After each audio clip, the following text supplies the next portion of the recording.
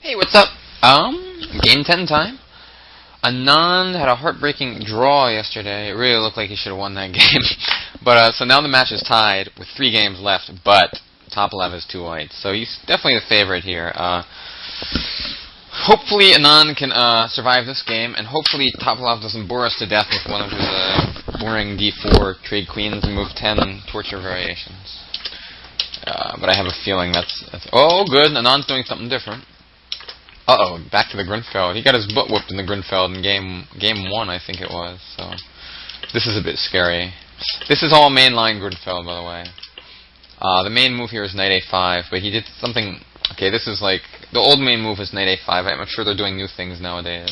But honestly, I didn't look at game 1 too closely, so forgive me if I don't remember all the intricacies. These are all kind of normal developing moves, although Topalov has spent some time.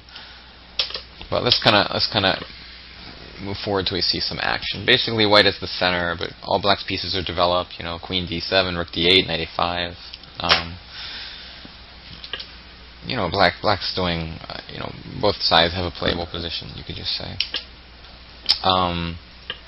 You may wonder why not e5 here. The answer to that is I probably don't know. I don't know. Probably what white would go, black would go queen b4, try to trade queens and utilize the d5 square for the pieces. He goes d5 instead. So knight e5 looks natural, as is knight a5. I don't know which one's better. Knight a5, okay. Yeah, you instinctively would say knight in the center, but I don't know. After bishop b3, then knight g4, bishop f4. You know, someday f4 might kick it away, and it doesn't have so many great places to go. I don't know. I mean, I think they're both probably at least reasonable. So, yeah, because Anand spent 15 minutes in that move, so obviously he was thinking which one did he like better. See, that's a good way to test yourself. Because how do I explain this? A lot of times, it's very hard to figure out which move's better sometimes. But it's a good sign when, I at least correctly predicted that it wasn't obvious. Spent 15 minutes on it, so obviously there's something. So knight e5 is a reasonable choice too, I'm sure. I mean, unless there's some other move he's thinking about, which would surprise me. So I guess the idea is of a6, maybe the queen side gets a bit weak, and then we go back to d3 or something. It's a weird position. I don't know. Rook takes, and I assume rook c8 is coming. Alright, so he's just another massive trading game from when Topalov's white. Queen a3 looks natural to me. Oh, it just looks like the right move, but maybe if queen a3, rook takes c8, bishop c8, queen c2. Let me just real quickly. Just queen c2. And the queen looks active, but I don't know what it's doing that much. The bishop only has this square, and then queen c7. Actually, this looks really bad. Because, queen d6 might save the day. Even then, it's not like a picnic. But a queen d8 check followed by bishop h6 was coming. So I don't know about that line, actually. Let's see what black does. Rook takes. So he keeps his queen in control on d6. And now, so white has the open c file, but no real entry squares. The knight on a5 is a bit out of play, but I don't know. I mean, I definitely think white's probably a little better, for sure. That's my default answer in all top level games. We could always get some luft, like for the king with h5, because those, you never know when the back rank will be annoying. That's just one option, if we can't figure out what else to do. Queen b4 is another option. Totally reasonable one. There's some chance that if queen b4, that queen c7 is a good move. Let me just bear with me. I'm just kind of, this is like a problem. So, we may have to do something else.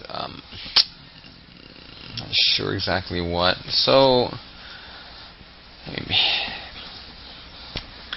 I don't know, it seems kind of unpleasant, actually. But we have a lot of threats, actually. Like, queen e8, e1 could be a threat. So maybe we can just defend the mate, like with h5, and then go about our business. And maybe this is going to be alright for black, sorry. Maybe. Well, let's see what he does. He goes e6, breaks open the center right away. Right. For some reason I didn't think about that move. You know, there's certain moves that pop into my head right away, and there's certain moves that sometimes they don't. And you know, that's a move that you should think about right away, because that pawn on d5 is kind of in your face, and e6, you know, just kind of helps up your bishop on b7. It just frees up your pieces a bit. So if that was one of the first moves to pop into your head, kudos to you, because I didn't even consider it. I go for tricks. I go for queen b4, attack things with my queen, hope to take something. Basically an amateur. But I'm very good at the tricks. That's the only reason I'm like an I am. Really. Knight f4. So he doesn't want to just release the pressure. And if white captures this pawn, probably we lose to the pin, like queen d2 or something like that. You know, it doesn't look good. So white plays knight f4, pawn takes pawn, knight takes pawn. That's not what I expected. Oh, probably if pawn takes, we're not going to take back, but maybe we can play this g5, you know, because when the knight moves, queen d5 threatens mate, threatens the bishop, we have to go back, you know, maybe this is okay, I don't know. It looks a little scary to me, h6. Or maybe he's also thinking of bishop e5 with the idea of taking and then queen d5 again. The thing is, after this move, what's he going to do? After bishop takes, he's going to go queen d2 again? Oh, I'm sorry, it's queen c8. So like in all these lines, you just can do this probably, and then this, but maybe this is not so clear actually. Oh, actually, yeah, this isn't so clear at all. Black's doing okay. So real quickly, if bishop takes d5, okay, with the original queen d2, I guess. I'm being a bit lazy here, but I mean, it looks like we're gonna get the piece back, right? So what does black do? It's Topalov, man. He fights so hard. It's pain. Oh, Topalov. It's like an annoying position. Bishop f4 ideas for white. What does black do? I want to go. I'm obsessed with going h5 for some reason, just to get this back rank problems out of my face. But we can't put anything on. Like, you want to get your knight back into play, but he wins. He wins like this, and it's a knight fork.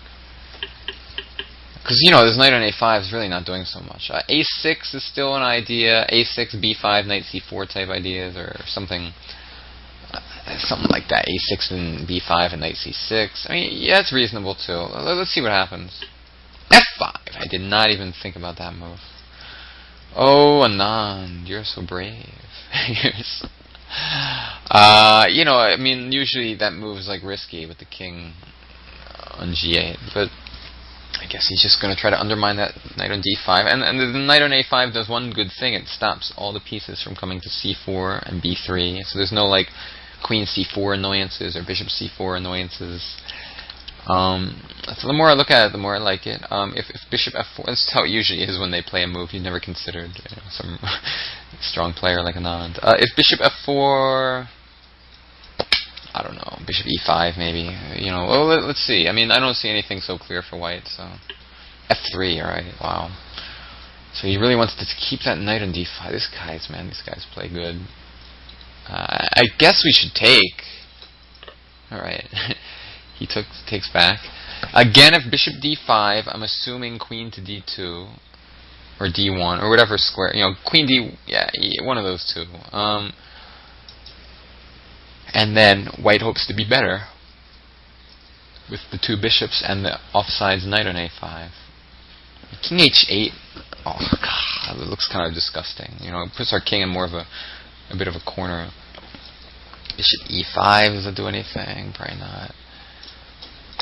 A6 is like my instinct, but he keeps not doing it, so I don't know. queen e5, right? So maybe his idea is like queen b2, or queen a1 is his idea. He wants to get the hell those queens off the board right away, and that looks like a really good idea. Because well, he does have some initial, like bishop f4 might come, and the knight on a5 is offsides in the middle game, but in the end game we'll be able to move it just back to c6 probably pretty quickly. I mean, yeah, if queen a1, black should be doing okay. I mean, this pawn's passed, but it's also isolated. Yeah. We're also sort of attacking the pawn. So I don't know, queen c2 or something. That looks kind of uninspiring. Like we might even have a perpetual then. Maybe black's just doing okay. All right, bishop d3, but queen a1. I have a good feeling that we're going to do okay after queen a1. Bishop d5 does win a pawn now, but it's very risky. I mean, we can't do that because now if takes queen e3. Sorry, so the move order was wrong. Oh, well, actually we could go queen to check and queen takes. Worst case scenario. But oh no, I lied because bishop f8 should. Well, maybe black's not losing. We're not winning, but probably here white will just take it, and if queen takes, I don't know. I mean, it's certainly worth looking at because if bishop h6, queen c5. I mean, we're up a pawn. It's unpleasant. Our king's weak, definitely, and then the knight's much worse than the two bishops. I mean, white certainly has real compensation there. So I have a feeling he's not going to take for due to fear of that long-term compensation, and instead he's just going to play queen a1. Wrong again, but another idea. He brings the knight back into play. Again, I'm not. I could spend more time trying to predict every move, but I'm just. Maybe I do a little better. Maybe. Okay, bishop a6. This is a common theme in these types of positions, but I mean, we can take. I would assume he's going to take and not go bishop a8.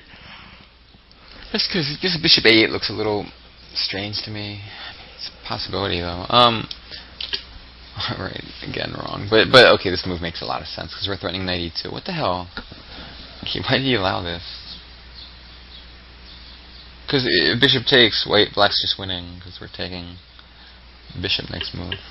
We're threatening. Oh, we're not threatening knight e2 though per se. So like white can go bishop c4 now, for example, because knight e2 is not a threat. So he goes queen c4. Similar concept.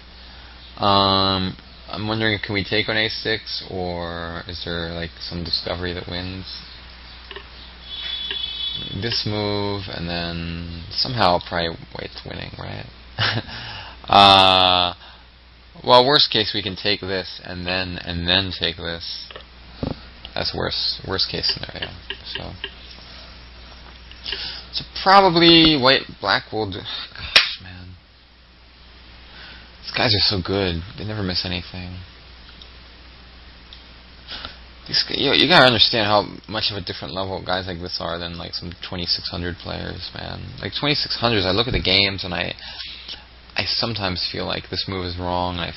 It's just a little more simple. These guys just are hanging on the wire all the time. They're so confident in their calculation abilities that they're willing to go for things that I don't know, man. It's just I always have a very tough time with the very, very top players in the world predicting their moves.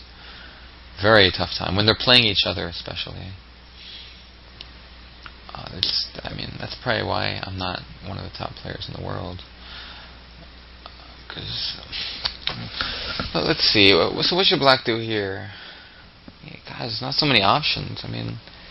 Bishop takes d5, but excuse me, it's a bit unpleasant. Queen e4 loses to knight f6. I don't know. I guess bishop d5, but then after queen d5, that endgame, that pawn's pretty fast. I don't know. Maybe it's okay though. Alright, so that's what he does. Queen takes. I guess. Can we move the king, or do we probably have to go queen takes queen? And so white's a bit better in this endgame with the passed pawn and the two bishops. Hopefully, knight f5, somehow we can blockade it. Maybe bishop e5. Yeah, bishop e5 followed by knight f5 to d6 or something. That's what I'd like to do. I may get that move right. Right. Because if the bishop comes to f4, that controls a key d6 square. Like if knight f5, white would just play probably bishop to f4. Although even then, we would have had bishop d4 check to c5. Or then bishop b8. I don't know. I'm sorry, I'm going ahead too far if you can't follow that. I was just saying, like if this move, some king move, and then if bishop c5 to try and control the square, maybe we can just do this. You know, I mean, something like that. Maybe g4 first. I don't know. The reason I say, maybe, let me just. Sometimes I make comments without explaining them. Never mind. Didn't really make any sense. I mean, I'm like slightly concerned that like bishop can get stuck here, and that this is going to be very tough for white. But so instead of he just goes bishop e5, king f2, king f7. I mean, geez, man, I feel like this bishop's king e8 to d7 to d6. No, blockading. You know, so he wants to go knight c7 and bishop d6. I don't know.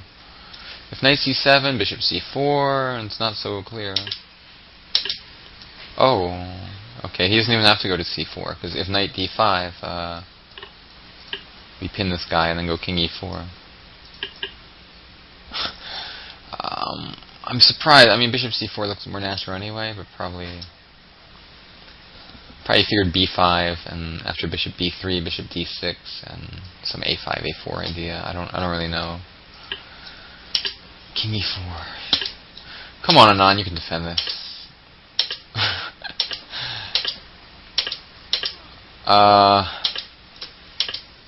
So solid. How can he not be able to defend this? I'm sorry, I'm going pretty quick here because it's really like boring-ish. I have a feeling he's going to draw, but I've been wrong before. Real quickly, if this move, probably this is okay.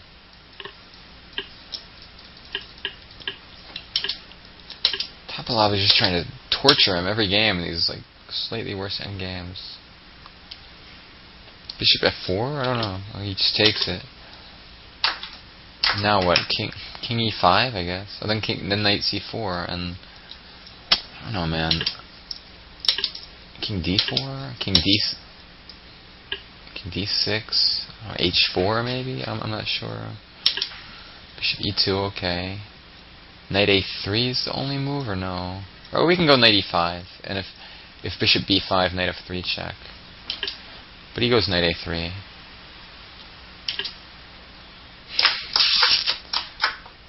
Fucking bishops, man. They are a pain. So king c3, I guess knight b4 now. We're gonna win that pawn. Do we take on d5 or a2? Probably we just play it simple, but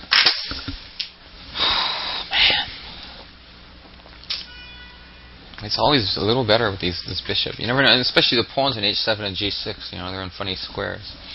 If knight a3, sorry, knight a2, I'm worried about. You know, just this. I mean, maybe we can just start pushing this though, and then yeah, this looks actually drawish. Because as soon as we just keep pushing it. And as soon as the king comes over, we take. So, let me take a moment there. So knight takes, and then knight b4. Yeah, I think that's the right move. That's what he does. And now knight b4. Okay, it's going to be a draw. Well, I should black slightly better, maybe. Okay, that's the way he's realizing. That's why he's starting to trade off all the pawns. Bishop e2, a5, and stuff. Probably it's going to be a draw. I mean, we only have one pawn left. He's going to win the 8th pawn, I'm sure. Knight f4. Hey, it's going to be a draw. Pawn takes pawn. Probably just pawn takes. Alright. Oh, yeah, the bishop's under attack. I forgot for a second. Knight h3 is just going to be bishop f7. It's just a draw. Well, he actually offered a draw. Look at that. Alright, game drawn. Alright, solid defense by our hero here. Maybe open a chess base, see what they think as usual. Topalov presses and Anand holds.